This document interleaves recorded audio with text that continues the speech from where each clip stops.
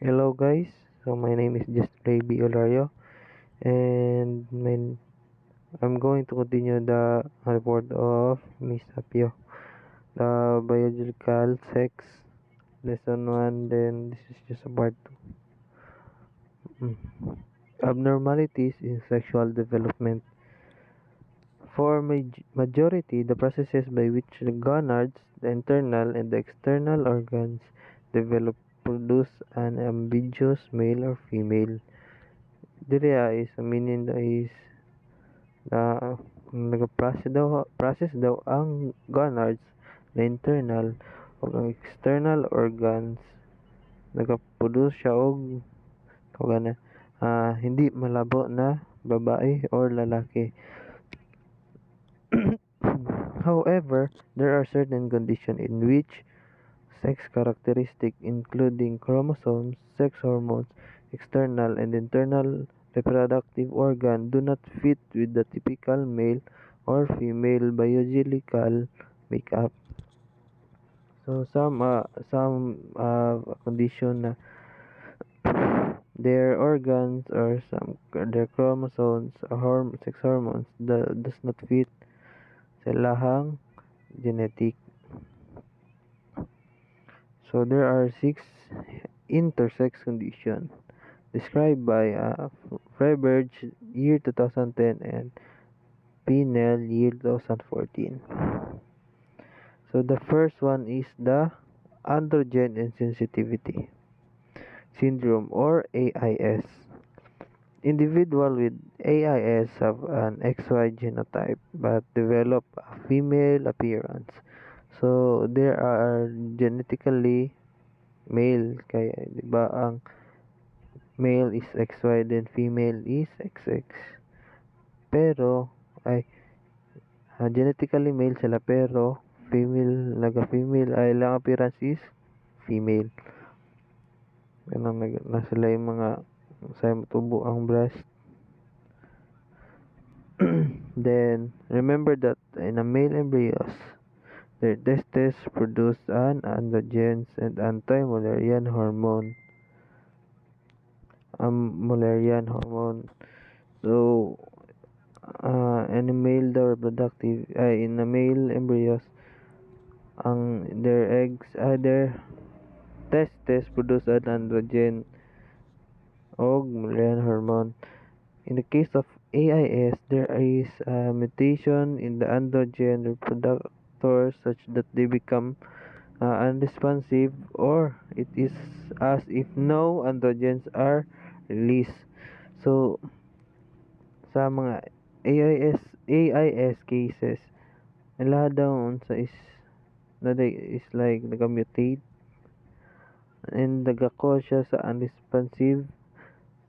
Then when walay naga-release na androgen. This non-reactivity to androgen prevents the development of Wolffian.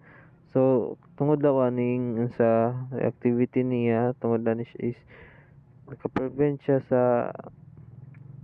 sa pag-develop sa Wolffian system, which is the descendant of the male internal organ because of the anti-Mullerian hormone function normally, the internal female reproductive system does not also fully develop, resulting to a shallow vagina with no uterus, fallopian tube, and ovaries.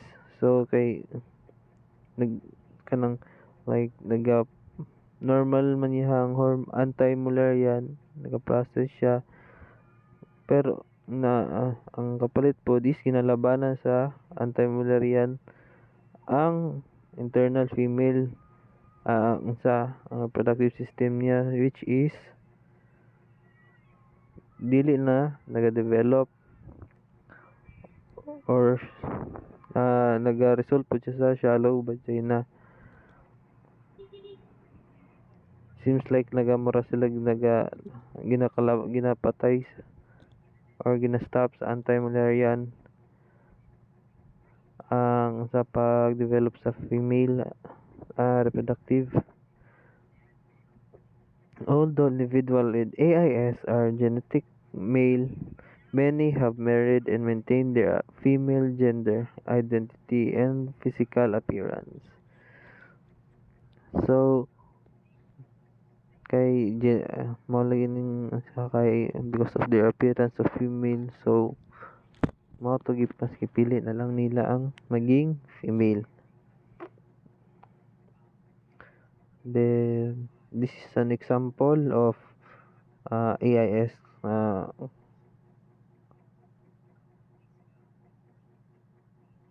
So there are patient 1, 2, patient 3, patient 4, and patient 5.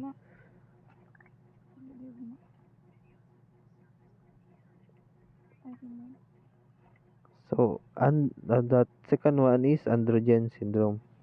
The androgen syndrome is due to a congenital adrenal hyperplasia or CAH, a heritable condition in which there is an increased level of androgen. So, kani is androgenital syndrome kay man siya nga sakit na ng like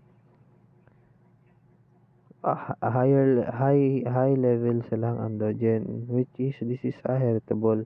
So this has a little observable bubble effect in males because they are typically exposed to high level of androgen. So kani sa lalaki is like normal na din siya kay high level jud ang androgen sa lalaki. So female born with CAH who have the higher than typical amount of androgen circulate in their system develop ambiguous external genitalia such as an enlarged clitoris and fused labia. In some cases, no vaginal opening. So, some of female with CH kay kay higher than normal androgen ay unsa da sila nagadevelop og ambiguous external genitalia. So ang external is like outer, then ang meaning sa ambiguous is malabo, so dili na klaro kung unsay magawas sa then naga-enlarge daw ilahang clitoris and fused labia. Og ang uban daw is some cases nila is wala daw nag-open na vaginal, which is maghatag og picture unya. Behavior is also affected in which they display tomboyish, engage more in male-related activities, and are more likely to engage in bisexual and lesbian behavior. However, it should be noted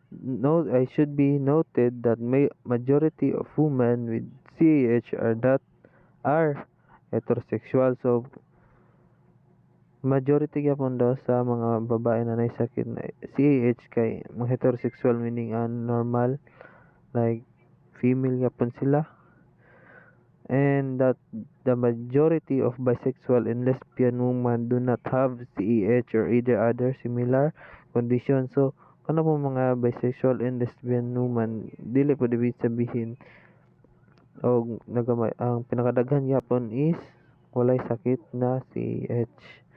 So this is the example.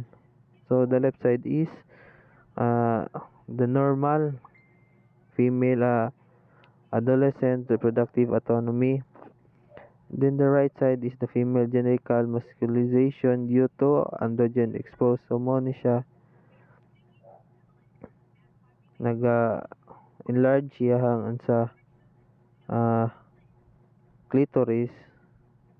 So ang clitoris tayo guys is tara siya. Then the fused labia naga-swallow siya. Mo na siya example sa nag-close. no vaginal opening. So the last one is the 5 alpha reductase deficiency. Individual born with this condition have deficient enzyme known as the 5 alpha reductase that convert testosterone into 5 alpha dihydrotestosterone. So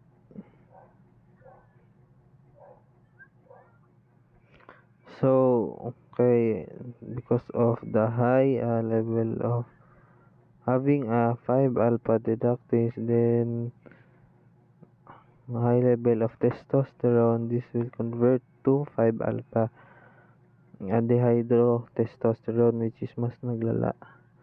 The 5 alpha dihydrotestosterone is responsible for the muscularization of the external organs of fetus. So mo na siyang nagapamusculate sa external organs of fetus kanang mga pangapiran sa baby. Those with this condition have ambiguous external genitals and are more commonly raised as a girl. So ambiguous mao gyud ang meaning niya na malabo daw, dili klaro lahang external genitals, pero most commonly daw sila is babae, padako na babae. At puberty, increased level of testosterone lead to develop of male secondary sex characteristic. So pagka tungtong daw nila og puberty, mas nagtaas daw level sila ang testosterone, which is ang testosterone is the thought or the to regulate sex drive, mass bone mass, fat fat distribution, and muscle mass and strength. So mo na yung unsa yahang thought, this is sinaman. So mo na siya na tungod sa pagka-puberty nila is nagagawas na yahang second gender as sex characteristic rather. In a surprise turn of event, this individual raised as a girl develop normal male external organs and take a male gender identity. So kay asa siya surprising siya kay syempre you're raised as a girl, pero tungod sa puberty pag na, imuhang second characteristic is naga sex characteristic is mas nagapakita or like imuhang boyish is mas gawas. So mo na siya, then mo na siya example. So mo na siya is mo na siya sugod like stage 1, then mo na siya stage 1, then stage 2, stage 3, stage 4, stage 5, like taga-close siya. Manitabo siya. So guys, we have a case of John or Joanne. In the case of John or Joanne or Bruce Peter Rimmer in real life created one of the greatest controversy about the effect of nature or and nurture in one's sexual identity. His life has been the subject of many books, documents, and TV shows. Gaetano, year 2017, described Bruce's life as follows. So, kani siya is beginning controversy ni sa una kay to story mo ni siya. So, pwede ninyo siya ma-search. Then, let's start. Bruce was born a biological male whose penis was irreparable damage during upon the advice of an expert known as John Money. So this is their like doctor. Bruce's parents decide to raise him as a girl, and Bruce underwent a surgery in which an artificial vagina was created. So this is the start na kilisdan na iyahang genetic as a girl. He was also given female hormones during puberty. After reassignment, Bruce was given the name of Brenda. So, Brenda na yung ginadala. Since infancy, Bruce or Brenda together with his twin brother Ryan regularly came to visit Manny and were unknowingly the subject of fun experience. So, nag-add to sila sa like lab ni Manny pero wala jud sila kabalot na subject na dahil sila sa experiment ni Manny. Then Manny academics works endorse the theory that gender is a social construct and that it is fluid. So social construct daw siya no like social construct kay like muhang i-build, muhang i-train, more ano siya. Then particularly early in life, his work had proven justification for the sex reassignment surgery of thousand children who were born with abnormal genitals. Manny had provided the public a very interesting report about John or Joanne, the pseudonym he used for Bruce or Brenda, partly because of the availability of data of Bruce's twin, which is Brian rather. Manny reported a successful transition for Brenda, describing her as a girlish, in stark contrast to her twin brother boyishness. However, Bruce debunked this claim as an adult and recounted the trauma and anguish he suffered while growing up. He reported that even as a child, he experienced great distress over his assigned sex. Now known today as a gender dysphoria. dysphoria. Although he grew up programmed as a girl, including engaging in a girl activity, and interests, and was subject to estrogen regimen by age 12. He had never identified himself as a girl. In fact, he resented the change that happened in his body, like the development of his breast. At age of 13, he threatened to commit suicide if his parents would force him to go to Manny's for their annual visit. At age of 15, his father revealed to him his medical history. Immediately afterwards, he assumed a male identity, renaming himself as David. He then began male hormone therapy and went to surgery for removal of his breast and reconstructing of his penis. He subsequently married. Later, Bruce had participated in the study of Manny academic rival, which is the Milton Diamond, and began speaking publicly about this early experience with sex reassignment.